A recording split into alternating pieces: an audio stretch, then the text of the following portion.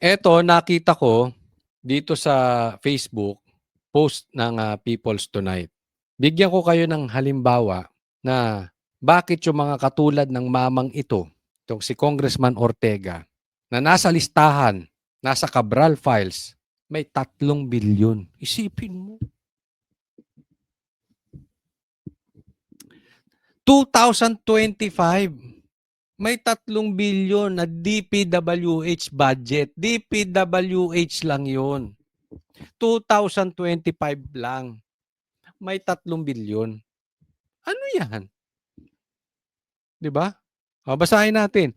Tumanggap umano ng mahigit 3 bilyon ang distrito ni La Union 1st District Representative Paulo Ortega V mula sa budget ng Department of Public Works and Highways o DPWH noong 2025 batay sa tinatawag na Cabral Files. 2025 lang. 3 bilyon. Ganyan ba kalaki yung La Union? Ganyan ba kalaki yung distrito mo? Pero pansin nyo, haya-hayang buhay. Hindi binabanatan ni Auntie Claire, hindi binabanatan ng Remulla Brothers, hindi binabanatan ng mga vloggers, ng BBM. Diba? Hindi binabanatan nila Lacson. Tahimik ang buhay. Hindi binabanatan ng media. Isa lang po ito. At unti-unti po maglalabas tayo ng mga nasa listahan ng Cabral Files. Diba? Ayan yung sinasabi ni Libiste. Yung mga ganito, totoo man or hindi man totoo, tahimik. Sa katunayan, pinagtatanggol pa nito si Tambaluslos. Kaya naman. Ikaw ba naman may proyektong DPWH sa 3 bilyon? Hindi ka tatahimik. Tapos to hindi nakakulong? Yung sinasabi nila kay Bong Revilla, magkano lang? Wala pa nga silang proof. Ang nagnakaw, yung nagturo pa kay Bong Revilla na testigo nila, napapalit-palit naman ang statement. Eto, nasa Cabral Files, 3 billion. Laya.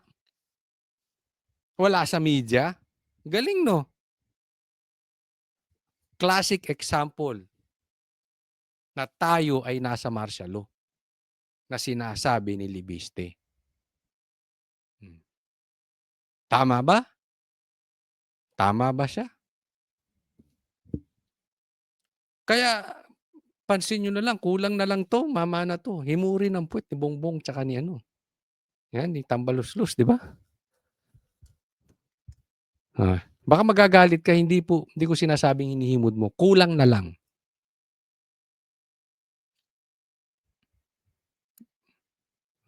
Parang wala siyang nakikita. Dapat patunayan niya. Saan napunta itong 3 bilyon na ito? Diba? Tuloy po. Kaya maraming nagagalit eh. Diyan sa Cabral Files na yan. Dami kasing tatamaan. Next po.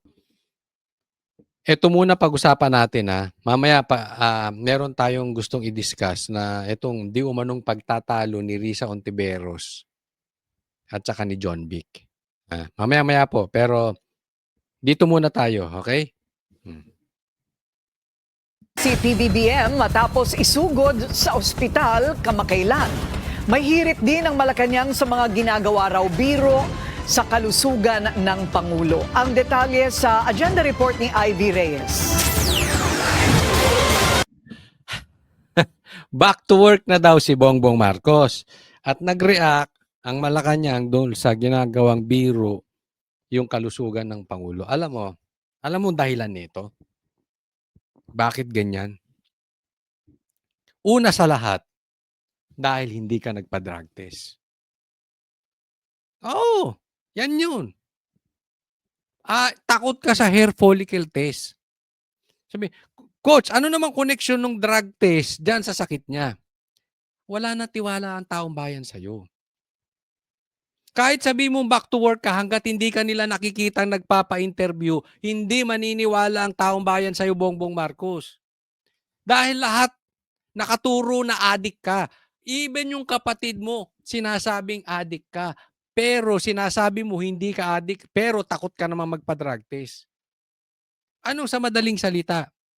Kahit obvious, i-deny mo. Ipagtatanggol ka ni Claire. Ipagtatanggol ka ng mga kasamahan mo.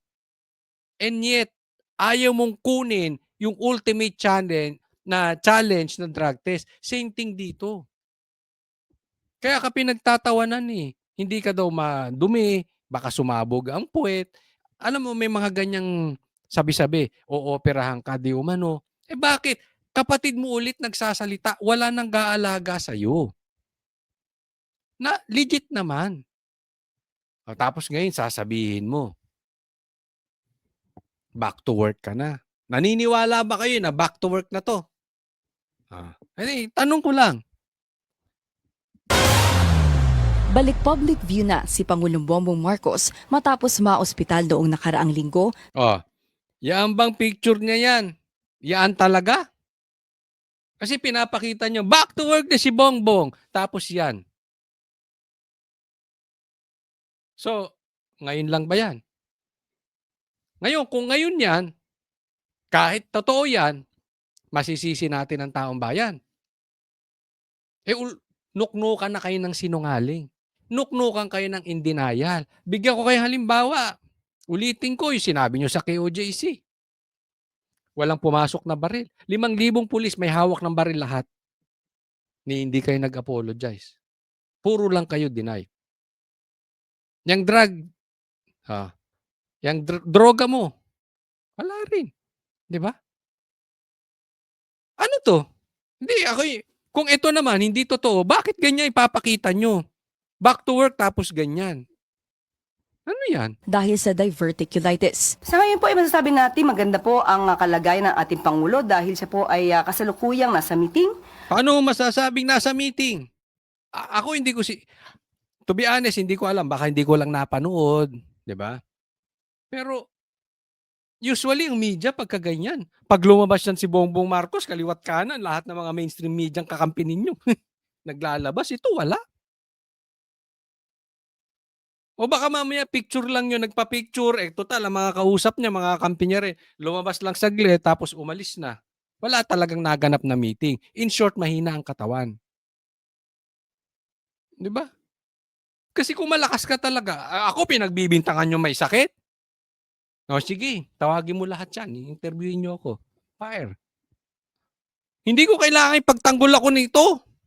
Hindi ko kailangan magtago sa palda nito. O di ba? Again, hindi ko sinasabing hindi nga, okay? Pero hindi natin pwedeng sisihin ang taong bayan.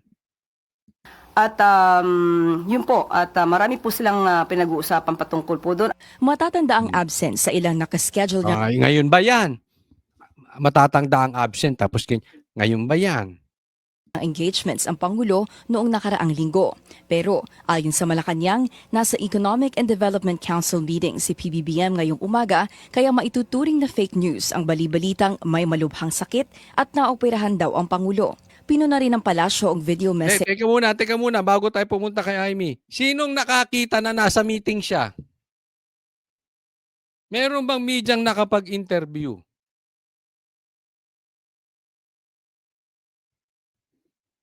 O sabi lang ni Claire, nagtatanong lang naman tayo, kailangan anuhin natin. Di ba? Ano sa tingin ninyo? Pangulo.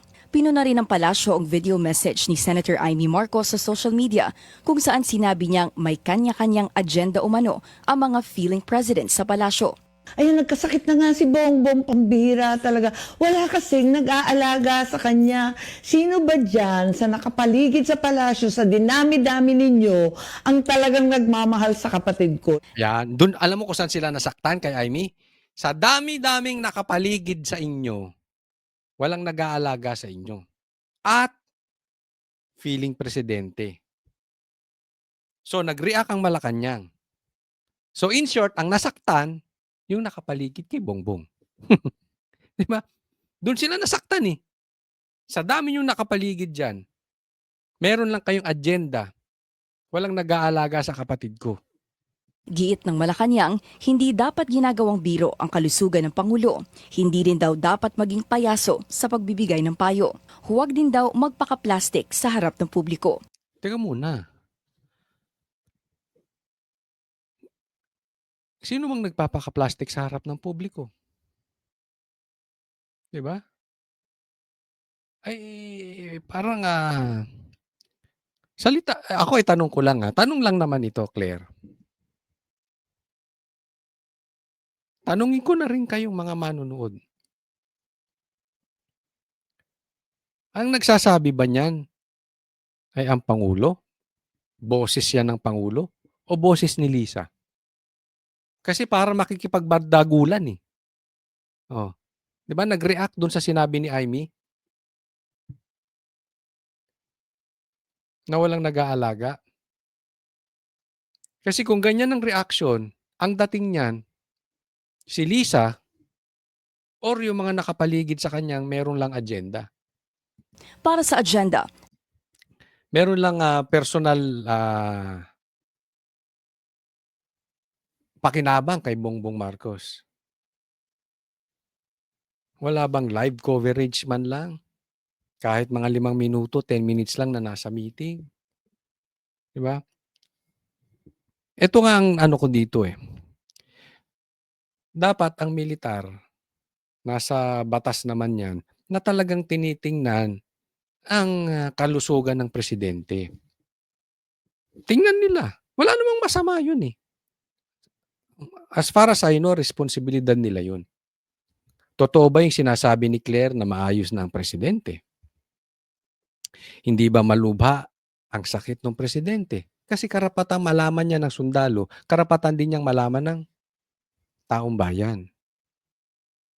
Even yung St. Luke's, yung dinideclare ba sa media, yan talaga ang katotohanan. Di ba? Wala bang pananagutan ng ospital diyan? Kung sakali man na in danger na pala ang Pangulo at hindi nila binigay atensyon doon sa dapat nakakaalam. Kasi puro sila ganyan eh. Puro naman sila in denial. Pero hindi naman sila nagpapakita ng ebidensya. To the contrary. So maaalis mo, hindi mo maaalis sa taong bayan kung gagawing biro ito. Again, kasalanan nyo. Be responsible naman. Ibalik nyo yung tiwala ng taong bayan. Hindi yung puro lahat. Magnanakaw kayo. Hindi kami magnanakaw. Adik ka. Hindi kami adik. May sakit ka. Hindi kami. Wala akong sakit. Ganun na lang yun. Pork barrel king yung anak mo. Hindi siya pork barrel king. Then you expect yung taong bayan na hindi to gagawing biro. Be a man. Pakalalaki ka rin. Magkaroon ka ba? Patunayan mo. Hindi puro tanggil. Tanggi rito, tanggi ron.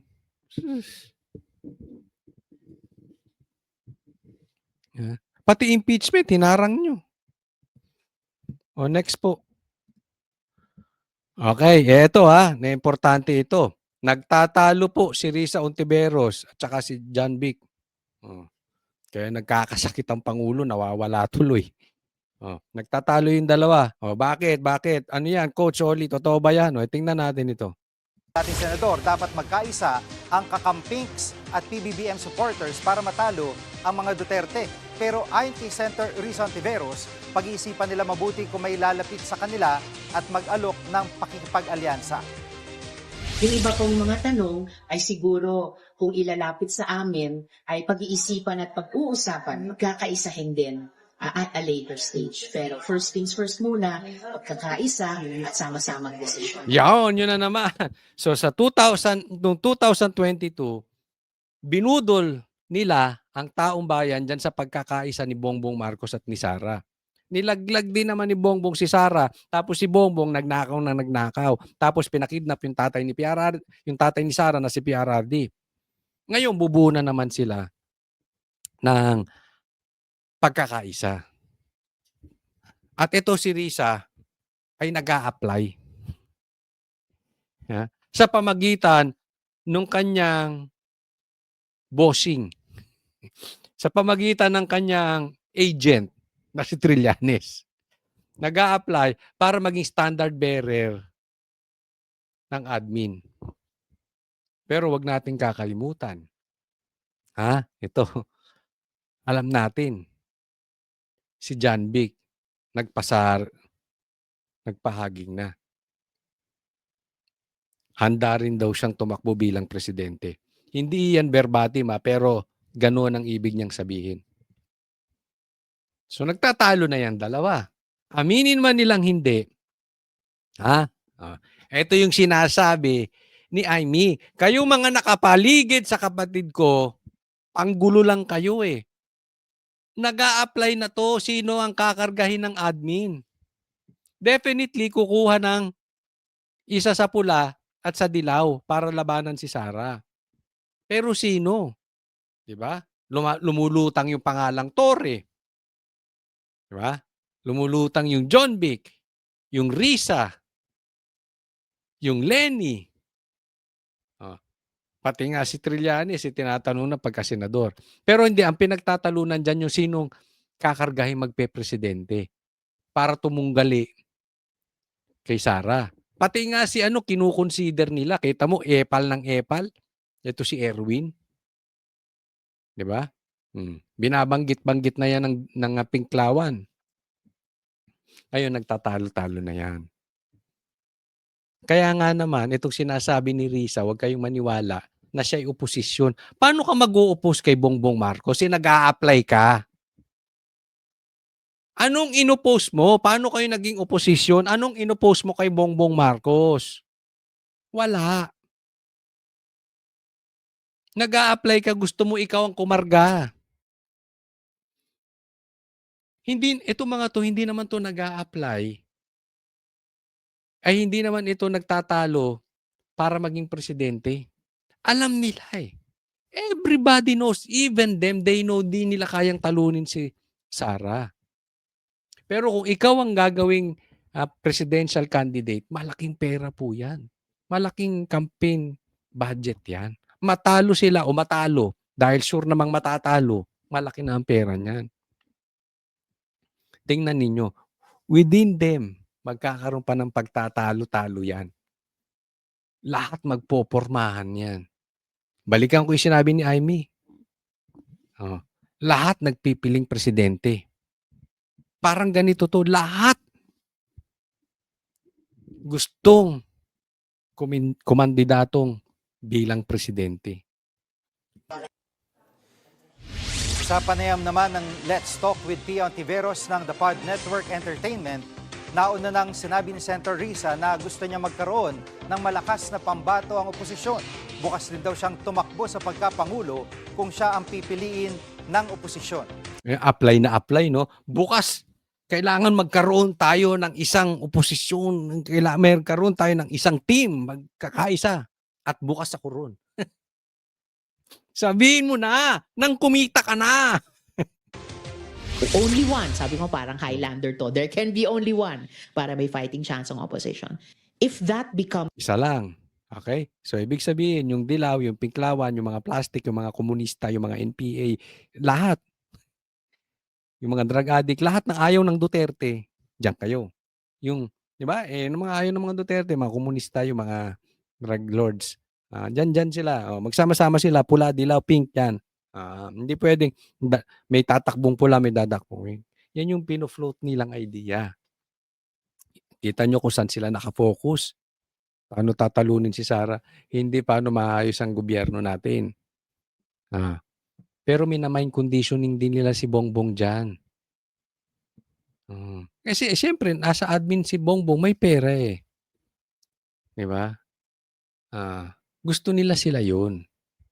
Gusto nila, itong dilaw, sila ang tatakbong presidente.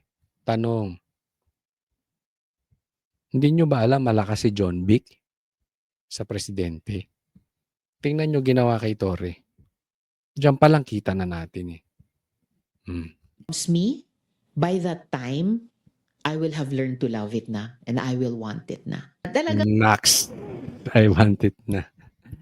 May ambisyong sinasabi niya na natatanggap niyo na ang pagkakaisa kahit na yung sinuka nila ay kakainin nila ulit. Oo. I learned to love it, yung kumain ng suka. Napapag-aralan ko ng kainin yung tinain namin at sinuka namin kainin namin. Bakit? Pangarap mo talaga yun. Dati pa naman eh. Pumupustura ka na para kandidato. ang malakas ang sense of duty ko. Naks. May malakas ka pang pasaka. Malakas ang sense of duty. Malakas kang kumain ng suka. Mga kapatid, Ay, nako, itong si Risa, oh.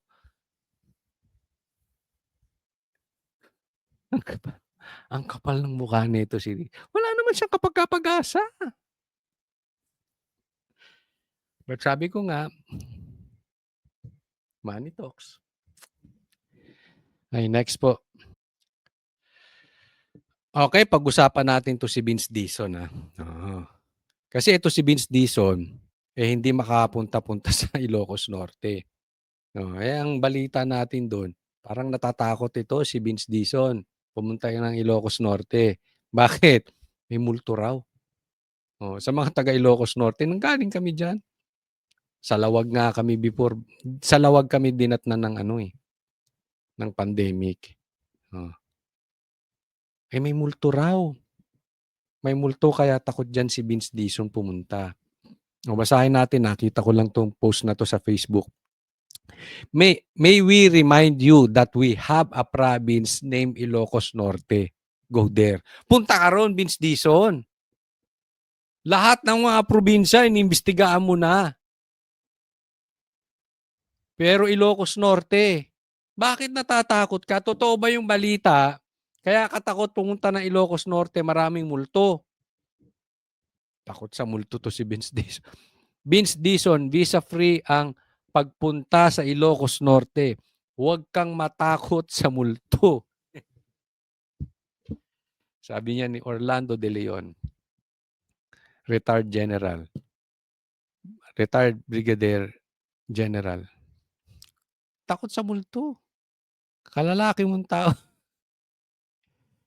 Pero balita ko talaga maraming multo dyan sa Ilocos Norte. Hindi makapunta-punta si Vince Dizon. Pero nag-ikot to si Vince Dizon, maraming napuntahan na to. Marami nang nakitang multo to. Pero ikakaiba raw ang multo dyan sa Ilocos Norte. Kaya hindi niya ito mapuntahan. So, inahamon ka namin, Vince Dizon. Huwag naman inahamon, sasabihin na naman ng mga manood. Sino ka, Coach Oli, para hamunin mo yan? Sino ka, Coach Oli, para utusan mo kami? Sino ka? Mataas kami, mababa ka. Ganon. Ala Vilma Santos. Diba? Huwag nyo kaming utusang mga sekretary. Sige. Pinakikiusapan ka namin. O china-challenge ka namin. Huwag na hinahamon. Kung hindi ka bakla, hindi ka takot sa multo, punta ka dyan sa Ilocos Norte. Andyan ang mga malalaking multo. Pag hindi mo kaya yan, korap ka rin. Isa ka pa. Ito po, pag-usapan natin dahil inaasahan to ng mga taong bayan natin. From Luzon, Visayas, Mindanao, inaasahan natin itong impeachment ni Bongbong Marcos. Kaya lang niluto tayo. Tuso talaga. Tuso talaga yung sindikato dyan sa gobyerno. Tuso talaga. Di umano. Etong si Bongbong Marcos. Di ba, na-predict natin, eto gagawin nila. Ganun nga ang ginawa. Pag-usapan natin. Marian, ano nang susunod na mangyayari sa impeachment complaint laban sa Pangulo? Yes, Jake, Julius, ngayon nga nai-refer na sa House Committee on Justice itong dalawang verified impeachment complaints laban nga kay Pangulong Bongbong Marcos ay uumpisahan na nitong Committee on Justice yung impeachment proceedings. Ibig sabihin po na 1-year bar rule. Ipatutupad na po ito, bawal na may maghain ng panibagong reklamo laban po sa parehong opisyal o laban kay Pangulong Bongbong Marcos. Yun, nadali tayo dyan. Nadali po tayo. Bakit? Kasi tatandaan po natin, isang impeachment lang ang isasampa kada taon. So 3 po yung pumasok na impeachment. Yung una, di umano, ang nagsampa ay kakampi ng Marcos kasi abogado ni Lisa. At yung nag-endorso na congressman, kakampi din nila. Pangalawa, Makabayan. Alam naman natin yung Makabayan na yan, makabayad lang yan eh. Ano sinasabi natin before? Mga yan, ay tanim impeachment lang. Galing mismo sa kampo yan ng mga sindikato. Di umano. Galing po mismo yan. Kasi ang sabi nila, di ba? Yung ghost projects na yan, malawakang sindikato yan. Kaya tinatawag nating sindikato. So, in short, tanim. Sila nagtanim yan.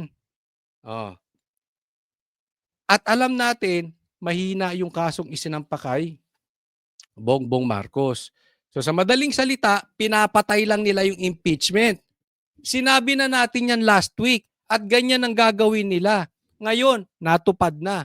Dahil yung lehitimong impeachment na sinampa ng grupo ni Chavit, hindi na tinanggap.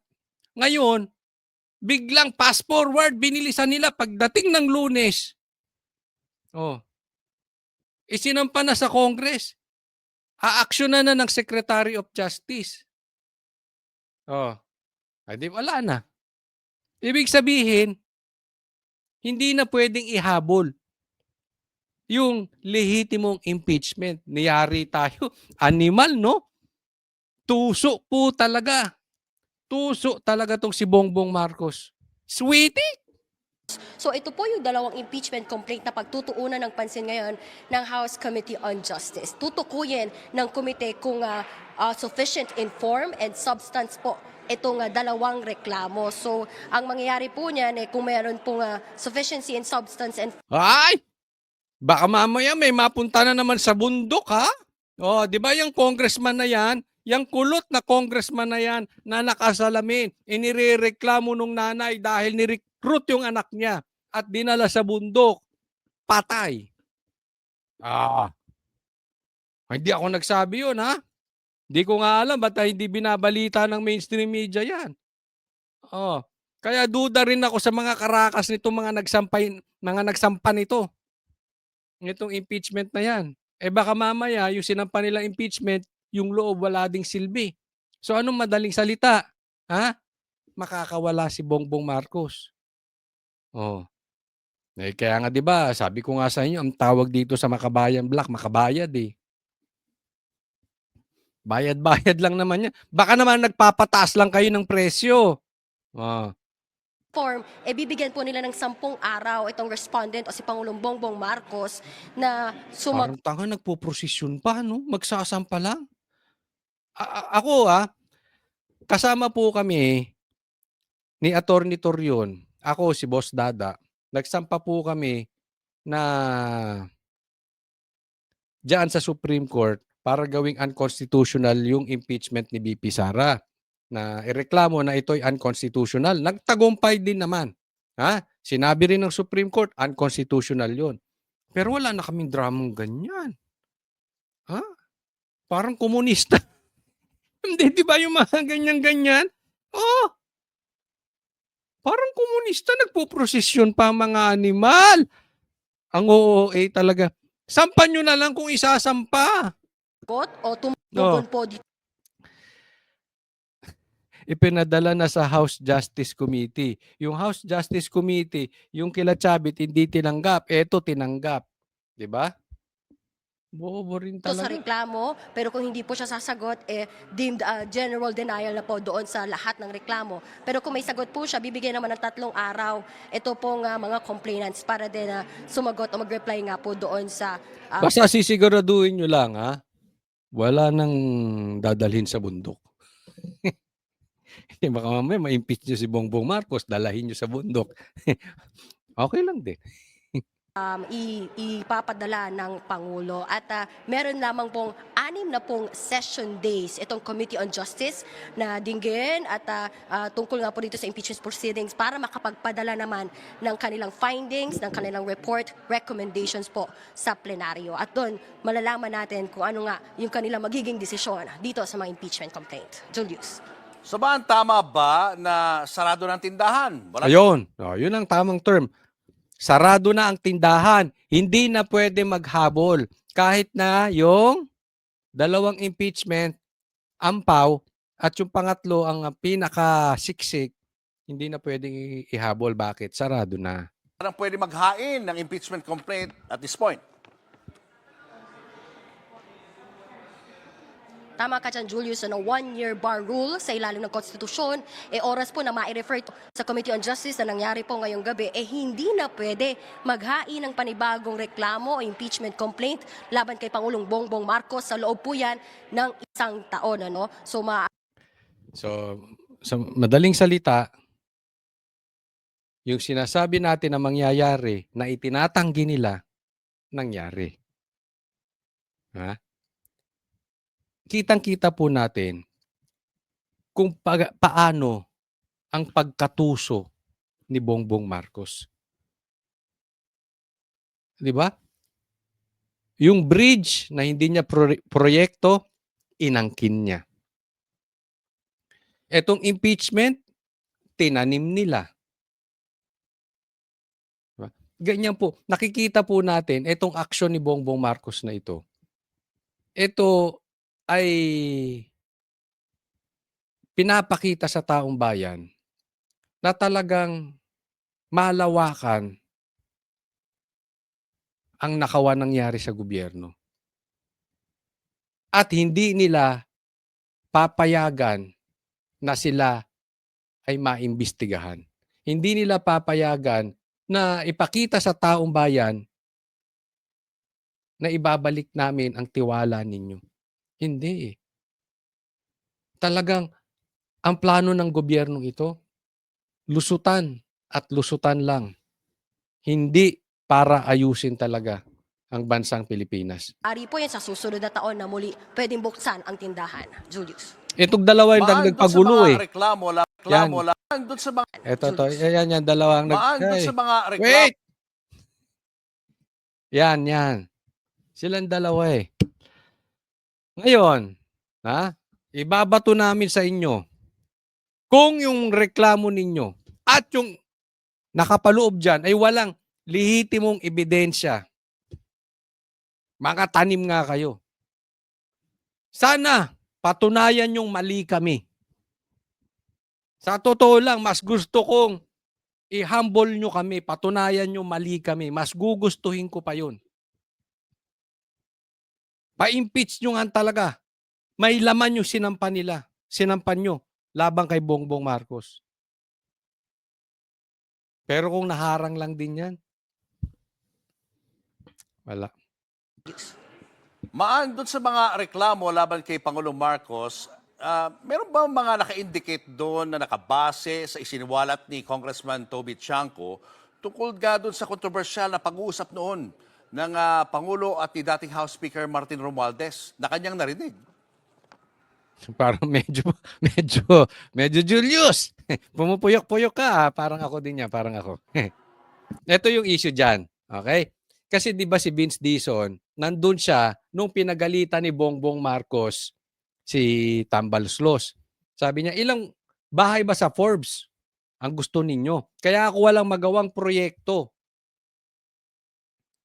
Dahil sa hindi directly ganito pero parang gano'n na. Sa pangungurakot nyo ni Saldico, sa pagnanakaw nyo ni Saldico. Kasi kinukuha nila yung pera. Sinabi po yan ni Chanco na si Chanco ang campaign manager noong 2025 election ng partido ni Bongbong Marcos. Nakukuha natin. So kakampi to ni Bongbong Marcos. Yun sana ang isa sa gagamiting reklamo nung pangatlo at lehitimong impeachment. Kasi doon pa lang makikita natin, to the very least, alam ng Pangulo, kung hindi man siya kasabwat, which I doubt, hindi ako naniniwala doon. Pero kunwari, hindi siya talaga kasabwat, alam niya na nagnanakaw yung dalawa, walang ginawa si Bongbong Marcos. Naiintindihan? Inutil talaga. Pero ako hindi ako naniniwalang inutil. Kasabwat si Bongbong Marcos. Tanong ko sa inyo, ano sa tingin ninyo? Si Bongbong Marcos, dalawa lang yan inutil o kasabwat. Inutil o kasabwat. Sige, ilagay nyo dyan sa comment section. Ako, sa tingin ko kasabwat. Opinion ko yan, ha?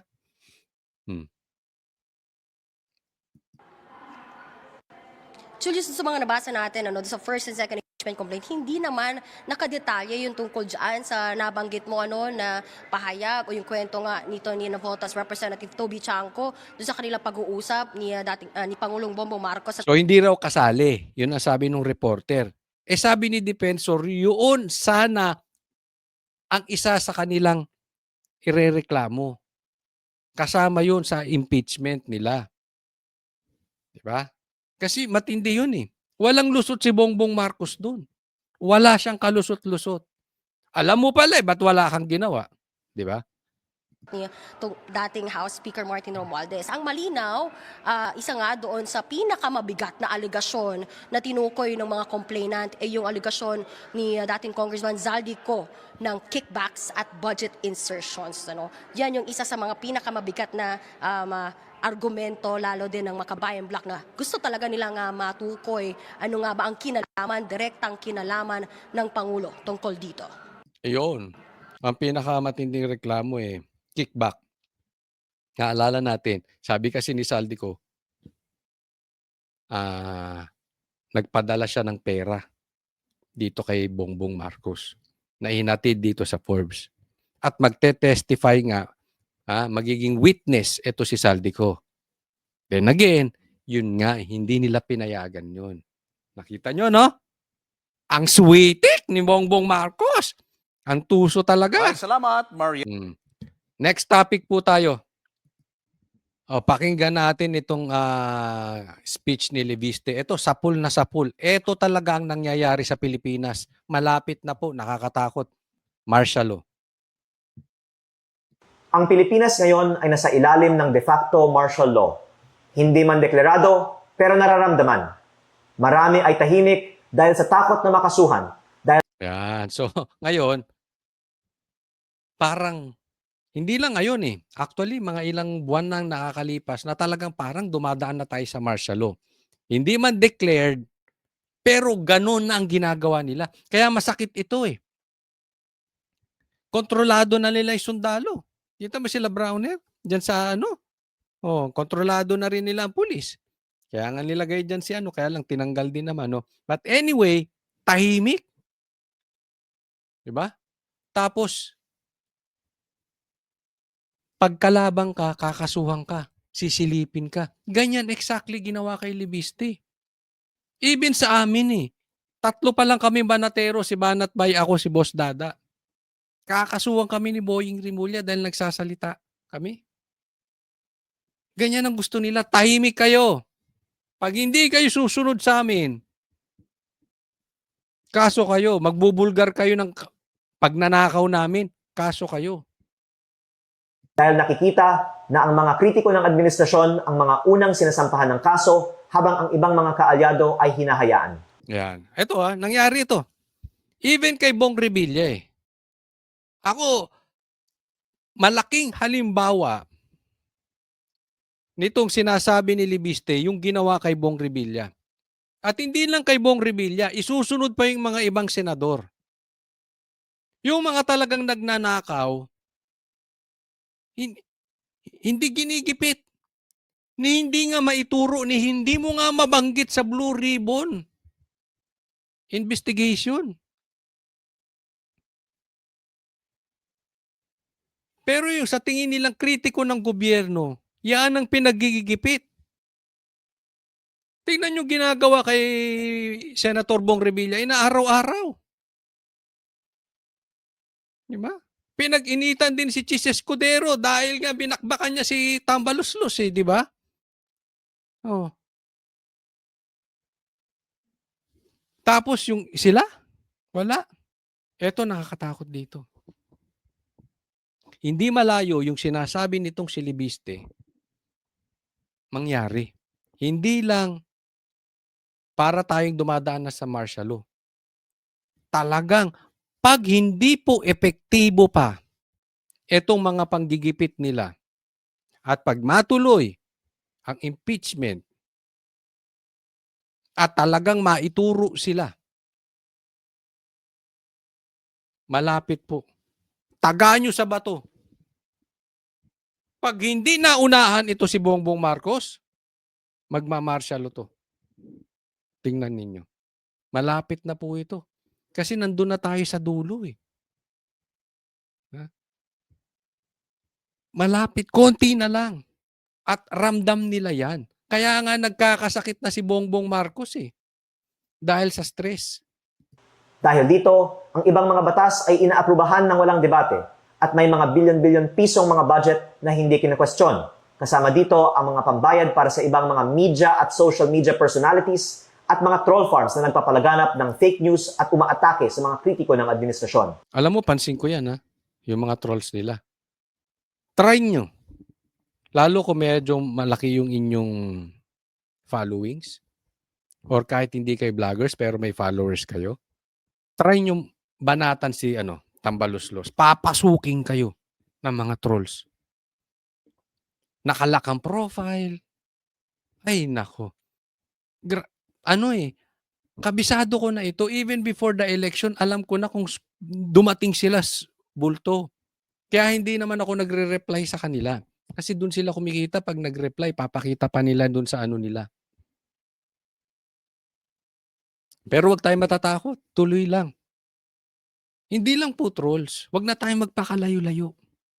Alam kong alam nyo yung sinasabi ni Libiste. Media. Mainstream media, hawak nila. Tingnan mo yung dinala sa bundok nitong kulot na congressman, hindi man lang binanatan ng binanatan.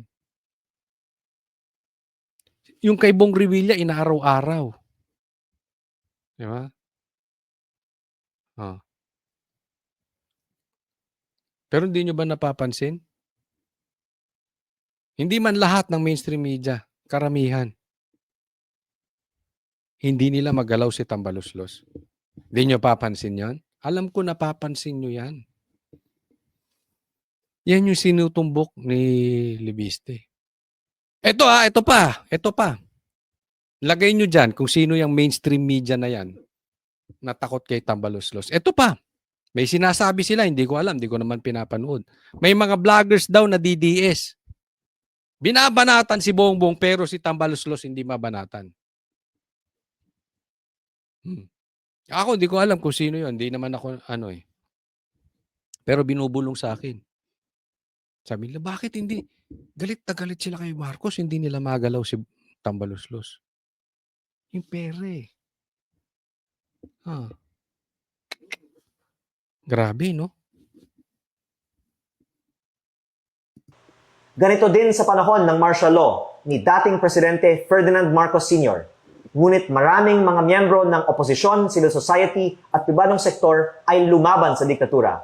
Kahit maraming ikinulong, umalis ng bansa at ginipit ang negosyo, hindi sila sumuko. Tama, ginigipit ang negosyo. Diba si Libiste ginigipit?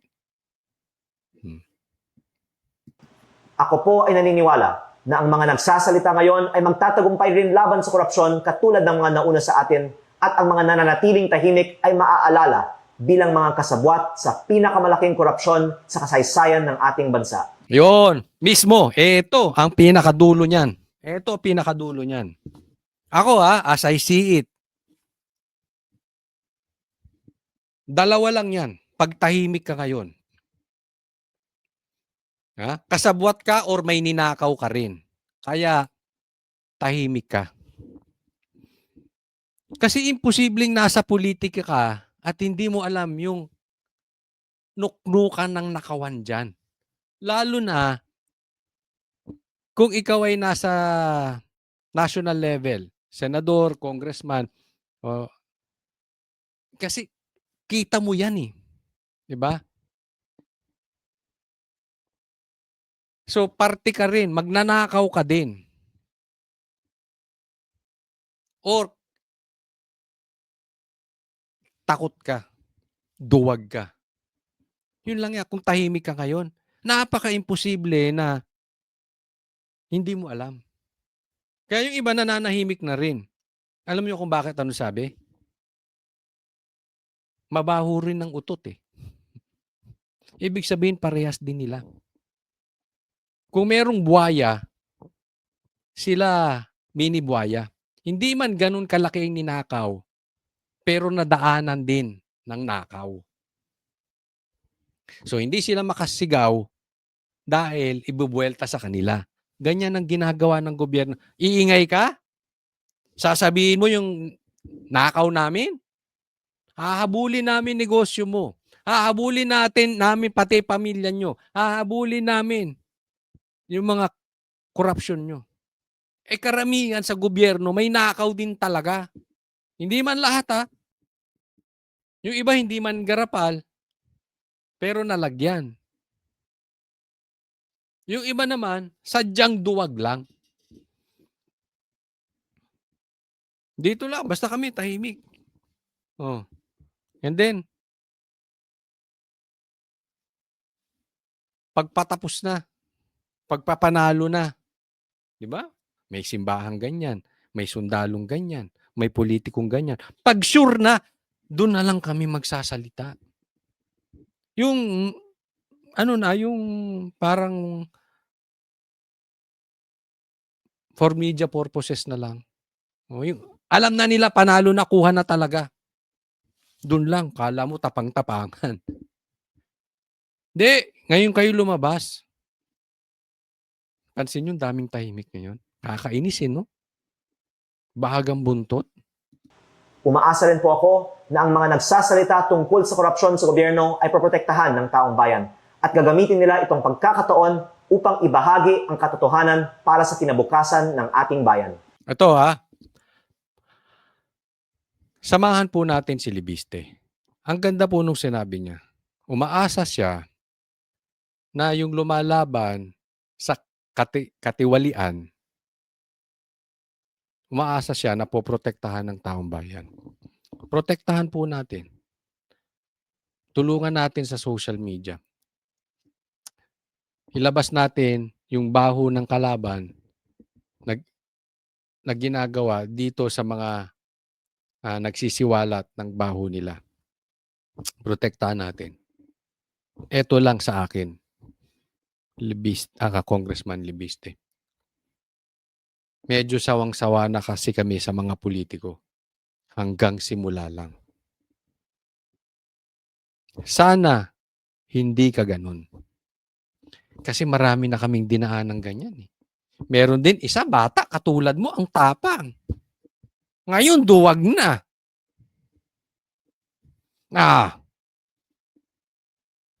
Diba? Nung binalikan na siya, wala na. Okay? Yan po ang sinabi ko kay Kong Libiste. Bilib ako sa'yo. Pwede ka nga maging presidente sa susunod. Pero sana, hindi ka pang simula lang. Sinabi ko yun sa kanya, derechahan. Meron ka bang plano for national position? Diba? Sana legit yung pakikipaglaban mo. And at the same time, hindi ka hihinto sa gitna. Baka pagdating sa gitna, dahil binubugbog ka na, bigla ka mag-sorry. Huwag naman. Okay? Wala po masama sa mag-sorry. Hindi ko po sinasabing hindi maganda yun. Ang problema, kung bigla mong babaligtarin yung mga sinabi mo, or bigla kang tatahimik dahil natakot ka na. Pero alam ng taong bayan yan. Kung ikaw ay patuloy, tingnan mo, si Marcoleta, hanggang ngayon lumalaban. Tuloy-tuloy, oh. Pinagtatanggol ng taong bayan. Di ba? Si Amy rin, nung una, binabanatan ko yan. Maraming bumabanat yan. Pero nakita natin ngayon, tuloy-tuloy. Basta tuloy-tuloy. Pero yung pag nasampahan ng kaso, tingnan mo, Bilyar. Biglang tumahimik. Lumipat pa sa majority. Kaya nga nakuha nila Tito Soto at ni Pinky Lacson yung posisyon. Dahil may mga bumaligtad. Dalawa po dyan, Bilyar.